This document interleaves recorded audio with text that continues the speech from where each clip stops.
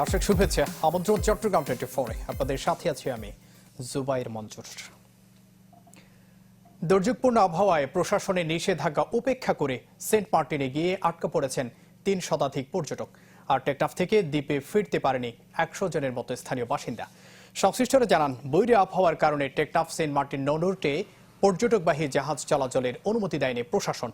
এরপরও ট্রলার এবং স্পিড বোটে করে ঝুঁকি নিয়ে পর্যটকরা ছুটে গেছেন সেন্ট মার্টিনে। ফলে সেখানে আটকা পড়েছেন তারা। স্থানীয় জনপ্রতিনিধিরা জানান, আটকা পড়াদের সার্বিক সহযোগিতা দেওয়া হচ্ছে। এদিকে একই কারণে টেকনাফে আটকা পড়েছেন দ্বীপের প্রায় ১০০ বাসিন্দা।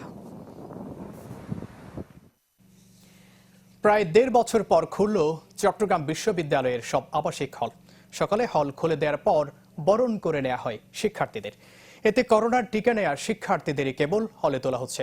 সরাসরি ক্লাস শুরু হবে কাল, তবে খোলার পর যাতে ক্যাম্পাস অস্থিতিশীল না হয় সেজন্য পদক্ষেপ নেওয়ার কথা জানান উপাচার্য। দীর্ঘ ১.৫ বছর পর ক্যাম্পাসের মুক্ত পরিবেশে সহপাঠীদের সাথে দেখা, তাই তো চট্টগ্রাম বিশ্ববিদ্যালয়ের শিক্ষার্থীদের এমন উচ্ছ্বাস।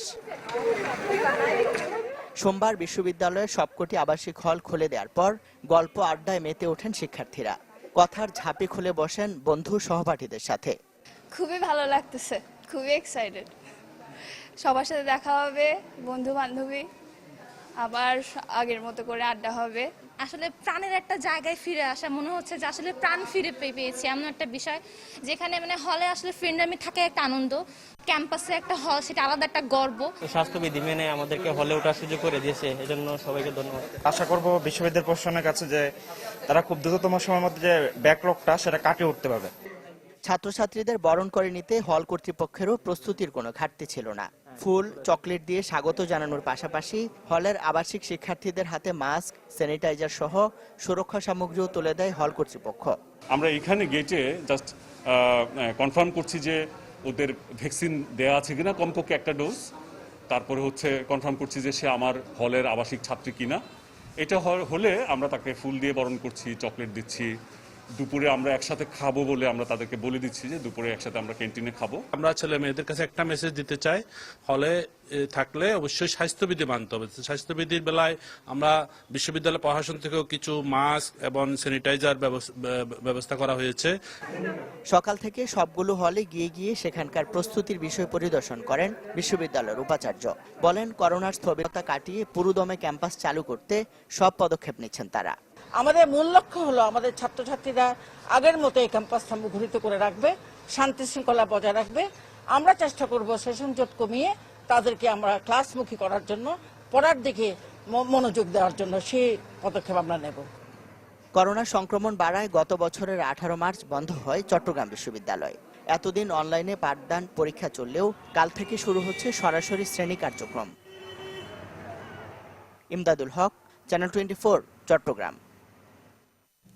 এদিকে চট্টগ্রাম বিশ্ববিদ্যালয়ে সম্প্রতি 4টি অপ্রীতিকর ঘটনায় ছাত্রলীগের 2 গ্রুপের 12 জনকে সাময়িক বহিষ্কার করা হয়েছে। দুপুরে কর্তৃপক্ষ এই সিদ্ধান্ত নেয়। যারা এই 4টা ঘটনার সাথে জড়িত, স্পেসিফিকলি যাদের 4টা ঘটনার সাথে জড়িত তাদের 2 পক্ষের মধ্যে 6 জন করে 12 জনকে সাময়িক বহিষ্কার করা হয়েছে। তাদের মধ্যে যারা শুধু ধারালো অস্ত্র ব্যবহার করেছে তাদেরকে 1 বছর করে, 2 পক্ষের 2 জনকে 1 বছর করে বহিষ্কার করা হয়েছে। এবং এই বহিষ্কার চলাকালীন সময়ে তারা চট্টগ্রাম বিশ্ববিদ্যালয় হল এবং ক্যাম্পাসে থাকতে পারবে না। পাশাপাশি আরেকটা সিদ্ধান্ত নেওয়া হয়েছে, যাদের পরীক্ষা শেষ অথবা যাদের ছাত্রত্ব নেই তাদেরকে বিশ্ববিদ্যালয়ের হল এবং ক্যাম্পাস ছাড়ার জন্য নির্দেশ দেওয়া হলো, অন্যথায় তাদের বিরুদ্ধে আইনানুগ ব্যবস্থা নেওয়া হবে। এবার অন্য প্রসঙ্গ। রাঙামাটির কাপ্তাই উপজেলার চিতমরম ইউনিয়ন চেয়ারম্যান প্রার্থী ও আওয়ামী লীগ নেতা নেত মারমার বাড়িতে গেছেন স্থানীয় সংসদ সদস্য দীপঙ্কর তালুকদার। সকালে চিতমরমের আগাপাড়ায় তার বাড়িতে গিয়ে স্বজনদের সাথে কথা বলেন তিনি। এ সময় এই হত্যাকাণ্ডের সাথে জড়িতদের বিরুদ্ধে ব্যবস্থা নেয়ার আশ্বাস দেন। জানান, জড়িতদের চিহ্নিত করার পাশাপাশি তাদের বিরুদ্ধে আইনি ব্যবস্থা নিতে ইতিমধ্যে আইন শৃঙ্খলা বাহিনীকে বলা হয়েছে। হুঁশিয়ারি দেন সন্ত্রাসীদের পাহাড়ি অঞ্চল থেকে রুখে দেয়ার। গেল শনিবার রাতে গুলি করে হত্যা করা হয় নেত মারমাকে। চট্টগ্রামের জেএম সেন হল মণ্ডপে হামলার মামলায় 10 আসামির রিমান্ড নামঞ্জুর করেছেন আদালত।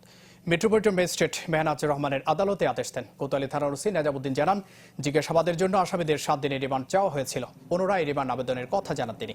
দুর্গাপূজা চলাকালে জিএম সেন হল প্রাঙ্গণে হামলার ঘটনায় 84 জনের নাম উল্লেখ ও অজ্ঞাত আরও প্রায় 500 জনকে আসামি করে মামলা করা হয়, যাতে প্রায় 100 জনকে আটক করে পুলিশ।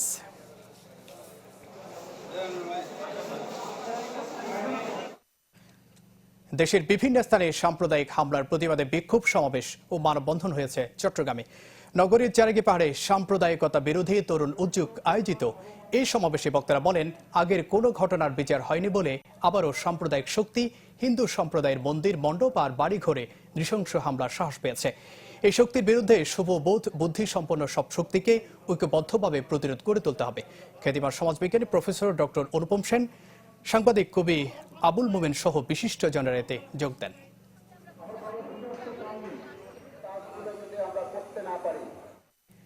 পণ্য রপ্তানি বাড়লেও এর যাবতীয় তথ্য বা এক্সপোর্ট জেনারেল ম্যানিফেস্ট তৈরিতে এখনও লাগেনি আধুনিকতার ছোঁয়া। এতে কখনো কখনো পণ্যবাহী জাহাজ বন্দর ছাড়ার পর এক্সপোর্ট জেনারেল ম্যানিফেস্ট ইজিএম পায় কাস্টমস। এ ধরনের ঘটনার পুনরাবৃত্তি বন্ধে শিগগিরই অনলাইনে চালু হচ্ছে ইজিএম। এর জন্য নেওয়া হয়েছে পাইলট প্রকল্প। চট্টগ্রাম কাস্টমসে পুরোপুরি অটোমেশন বা স্বয়ংক্রিয় পদ্ধতির যাত্রা 2008 সালে। এরপর থেকে আমদানি রপ্তানি খাতের বিল অফ এন্ট্রি ও আইজিএম দাখিল সহ বিভিন্ন কাজ অনলাইনে হয়ে আসলেও এক্সপোর্ট জেনারেল ম্যানিফেস্ট ইজিএম দেয়া হয় ম্যানুয়ালি। তাই দীর্ঘদিন পর ইজিএমকেও অনলাইনের আওতায় আনার উদ্যোগ নিয়েছে এনবিআর। রপ্তানিমুখী পণ্য কন্টেইনারে বোঝাই হয়ে থাকে 19টি বেসরকারি আইসিডিতে। সেখান থেকেই সরবরাহ করা হয় যাবতীয় তথ্য। আগামী 10 নভেম্বরের মধ্যে সবকটি আইসিডিকে এই নেটওয়ার্কের আওতায় আনা হবে। ইজিএম এর জন্য যে ফরম্যাট, সেই ফরম্যাট দেওয়া হয়েছে শিপিং এজেন্ট এবং ফরওয়ার্ডারকে। আমাদের প্রদত্ত ইনফরমেশন বা তথ্যাদি থেকে ওই ফরম্যাটটাকে পূরণ করেই শিপিং এজেন্ট বা ফরওয়ার্ডারগণ ইজিএম সাবমিট করবেন কাস্টমসে। আইসিডি থেকে পাওয়া তথ্যের ভিত্তিতে কাস্টমসে ইজিএম দাখিল করে শিপিং এজেন্ট বা ফ্রেট ফরওয়ার্ডার। সংশ্লিষ্টরা বলছেন, এক্ষেত্রে সুফল পেতে ইউজার আইডি আর সার্ভার সমস্যা দ্রুত দূর করতে হবে। একটা আইডি দিয়ে আমরা কিন্তু আইজিএমটা সাবমিট করতেছি। একই আইডি দিয়ে যদি আবার ইজিএম সাবমিট করতে হয়, তাতে করে আমাদের কিন্তু অনেক বেশি আমাদের উপরে প্রেশার পড়বে। অতিরিক্ত চাপের ফলে আপনার যদি সার্ভার হ্যাং হয়ে যায়, ম্যানিফেস্ট, সেই দুটোই কিন্তু সাবমিট করা কিন্তু আমাদের জন্য খুবই কঠিন। সময় সবচেয়ে বড় কথা হচ্ছে, মানুষকে একটা অফিস থেকে এই কনজেশন, এই যে রোড কনজেশন, এই কনজেশন, এটার মধ্যে অনেক সময় নষ্ট হয়ে যায়। ফুল যদি অটোমেশন করা যায়, অনলাইন করা যায়, তাহলে কিন্তু এটা বিশাল একটা সার্ভিস। মডিউল তৈরির পর গেল মার্চে শুরু হয় পরীক্ষামূলক কার্যক্রম। কর্তৃপক্ষ বলছে, চূড়ান্তভাবে শুরুর আগে সব সমস্যা দূর করা হবে। ভলিউম যদি বেড়ে যায় মাঝে মধ্যে, সেটা হয়তো ইন্টারাপ্ট হয়, সেটা আবার সাথে সাথেই সলভ করা হয় সেগুলো ওয়ার্ল্ডকে জানানোর সাথে সাথেই। এবং অনেক এটা ক্যাপাসিটি গ্রাজুয়ালি আরো বাড়ানো হচ্ছে। আশা করি এই জিনিসটা সব থাকবে না। অনলাইন ইজিএম পুরোপুরি চালু হলে রপ্তানি বাণিজ্যে অধিকতর স্বচ্ছতা, জবাবদিহিতা নিশ্চিত হবার পাশাপাশি অর্থ পাচার রোধ হবে বলে মত সংশ্লিষ্টদের। ফখরুল ইসলাম, চ্যানেল 24, চট্টগ্রাম। এ ছিল এখনকার আয়োজনে। এতক্ষণ সাথে থাকবার জন্য ধন্যবাদ সবাইকে।